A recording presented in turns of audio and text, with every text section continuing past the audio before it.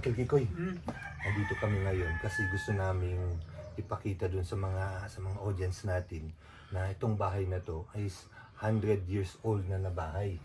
Pero inisip namin, paano nagawa na ganitong bahay? Wala pang mga bakal noon. Tapos ito ay matukpuho wall tayam. Ang upay limestone amod to. Ito yung ginagawang local cement yapo ihahan.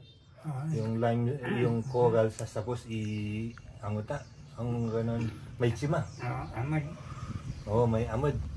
Nanawili ko pa no. Ito 1877. Dawa more than 100 years old na. 145 ba? Oo. Askan rabo misi ko beda jaya. Pasok mo. Lava. Oo.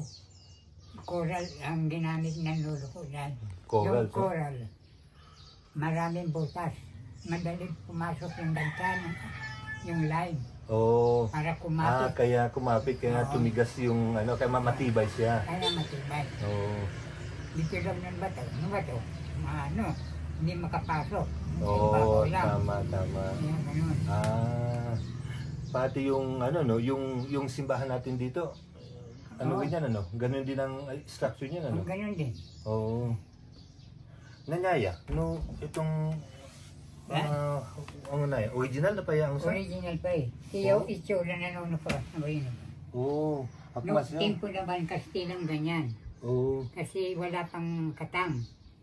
Palako lang ang ginamit. Tulad na yan, isang puno yan. Yung dalawa na yan. Ito, isang puno. So, ibig sabihin, itong flooring mo, since 1877 pa to? Wow! Ganyan nakatanda.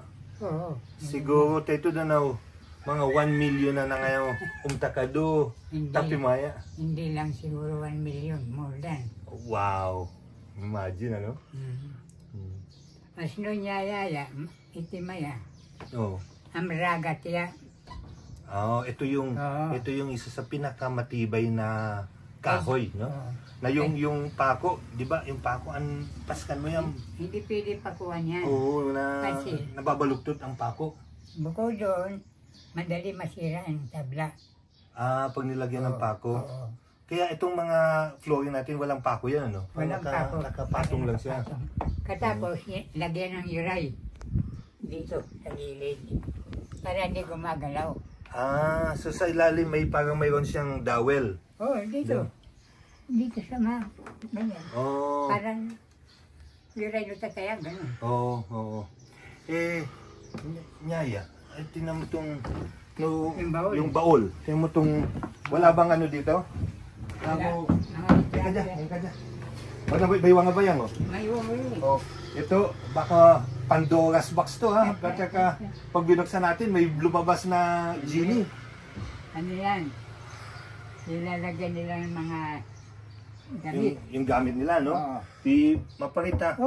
Iwang ang nilagay ko riyan mga litrato. Yan. Ito yung mga lumang mga litrato ng no? Ay, kapatid ba to? Kapatid? Dito parang pinaka-cabinet ng mga ang tatanda ng araw. So ito, no? Ito mo, 1877 yung bahay na ito. So tinan mo itsura niya, ganyan pa din siya. Mga anak yan dakay. Mga anak nung may-ari. Si Uncle Patong. Hindi. Uncle Nonoy, No, yung anak nito, kaklasiko. Si Auntie Primitiva. Si Auntie Natividad. Yan ang asawa niya. Yan ang asawa niya. Dakay. Nanyaya. Parang sundalo. Si Rin yan. Yun pala. Yun. Asnauri, bunso anak na babae. Itong isang... Yung isa doon, dalawa na yan. Yan ang panganay na anak. Yan ang nanay ko. Tapos itong nakikita ko sa mga bahay, typical bahay dito sa Batanes. Palaging may mga imahen, Dito laging, halos lahat ng bahay na papasukin mo dito, makikita ka ng mga imahen. Kasi yan ang ugali ng mga tatanda ng araw. Palaging, imahen. no angutan, yung bubong natin, normally, how many years ang ano niyan, na bago palitan? Kahap na ng 25 to 30 years. Wow. Pero nung huli yan, 36 years. 36 years bago palitan yung kogon. Bago pinalitan ng November. Lumang-luma pala ang yero? Walang sinabi ang yero? Talong yero. Oo. Tapos, hindi pa maanguno sa nisi. Oo. Walang hindi kakalawangin, ano? Oo nga. Ito, yung mga kahoy niya. Yung iba. Original pa yan. Tingnan mo. Biruin mo, no? 100 years. 145 years. Buhay pa rin yung kahoy niya, no? Opo. Galing. May pinalitan. Yan, yung mga bago. Ito na. Oo. Pero yung iba talagang makita mong ano, no? Original na yan. Original. Itong typical na lumang bahay. Yung ilalim nito, may ano pa yan, di ba? Parang butas yan. Yung ginagawang parang storage, ano? Storage yan.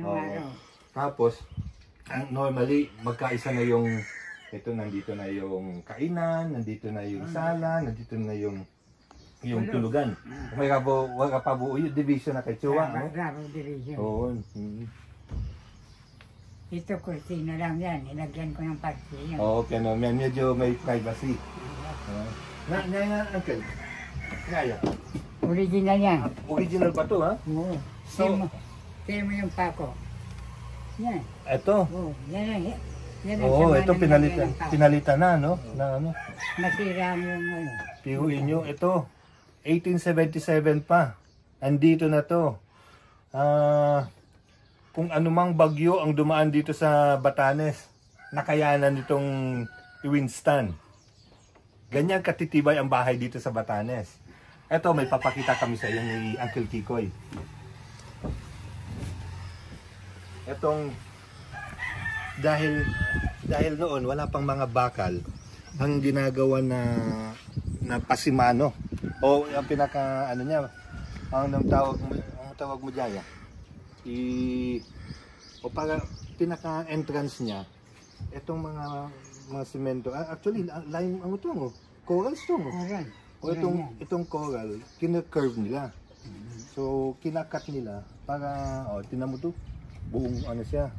So, imagine, yung ganitong architectural design, 145 years na, ganun pa din. At ito yung limestone, yung sabi kanina, ito yung mga butas-butas para pumasok itong limestone. Over the years, medyo na ano na siya, medyo na nababakbak na. But still, napakatibay pa. Imagine, can you beat that? Nung araw yun, may palitado yan. Makinis to, no? Pero over the years, ano? Ulan, bagyo, yung hangin. Kayo mga viewers ng Lakbay TV, baka gusto nyo makita tong unique na bahay dito sa Batanes. Imagine, 145 years, walang bakal, walang semento, buhay pa rin hanggang ngayon. At gusto nyo ng matibay na bubong? Mag-beat this one. Ito, damo lang to. 36 years, bago palitan. Walang sinabi ang yero dyan, ano?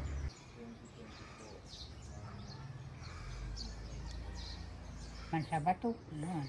Oo. Hinaharira nila. Oo.